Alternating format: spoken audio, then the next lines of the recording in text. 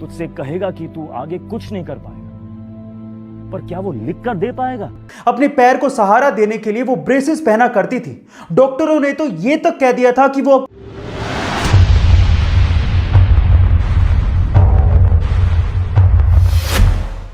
अगर ऊपर वाले ने आपको 2 हाथ 2 पैर दिए, अच्छा खासा दिमाग दिया है, और अगर फिर भी आप अपनी किस्मत को कोसते रहते हो या फिर जो आपके पास नहीं है उसके लिए रोते रहते हो, बजाय उसको पाने की कोशिश करने के आप अपनी आसपास की कंडीशंस को दोष देते रहते हो, तो आपको ऐसे लोगों के बारे में सुनना चाहिए जिन्होंने निराशा को आशा में बदला और रास्ते में आने वाले हर एक पत्थर को सफलता की सीढ़ी में बदल दिया। ऐसे लोग जो दुखी और उदास होने से इनकार कर देते हैं, वो मायूसियों और नाकामयाबियों को अपने ऊपर हावी नहीं होने देते। ऐसे ही लोगों में से एक की कहानी आज मैं आपको सुनाने वाला हूं जो आपको बहुत हिम्मत देगी। उनका नाम है विल्मा रुडोल्फ। एक ऐसी लड़की जिसका जन्म गरीब परिवार में हुआ। जब वो सिर्फ 4 साल की थी तो उसे डबल निमोनिया और काला बुखार हो गया, जिसकी वजह से उसे पोलियो हुआ और उसका एक पैर खराब हो गया। अपने पैर को सहारा देने के लिए वो ब्रेसेस पहना करती थी। डॉक्टरों ने तो ये तक कह दिया था कि वो अब कभी चल नहीं पाएगी, लेकिन विल्मा की मां ने उसकी बहुत हिम्मत बढ़ाई और कहा कि ऊपर वाले की दी हुई क्षमता, मेहनत और लगन से वो जो चाहे वो पा सकती है।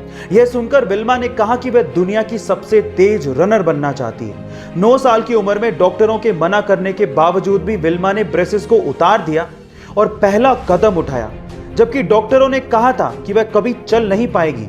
13 साल की होने पर उसने अपनी पहली रेस में हिस्सा लिया, पर वो सबसे पीछे आई। उसके बावजूद भी वह दूसरी, तीसरी, चौथी रेस में हिस्सा लेती रही और हमेशा आखिरी स्थान पर आती रही। वह तब तक कोशिश करती रही जब तक वो दिन नहीं आ गया जब उसने अपनी पहली रेस जीती। 15 साल की उम्र में विल्मा टेनेसी स्टेट यूनिवर्सिटी पहुंची, जहां पर उन्हें एड टेम्पल नाम का एक कोच मिला। विल्मा ने उन्हें अपनी ख्वाहिश बताई और कहा कि वह दुनिया की सबसे तेज रनर बनना चाहती है। तब टेम्पल ने कहा, तुम्हारी इसी इच्छा शक्ति की वजह से तुम्हें कोई रोक नहीं पाएगा और मैं भी तुम्हारा साथ दूंगा। आखिरकार वो दिन आ ही गया जब विल्मा ने ओलंपिक में हिस्सा लिया।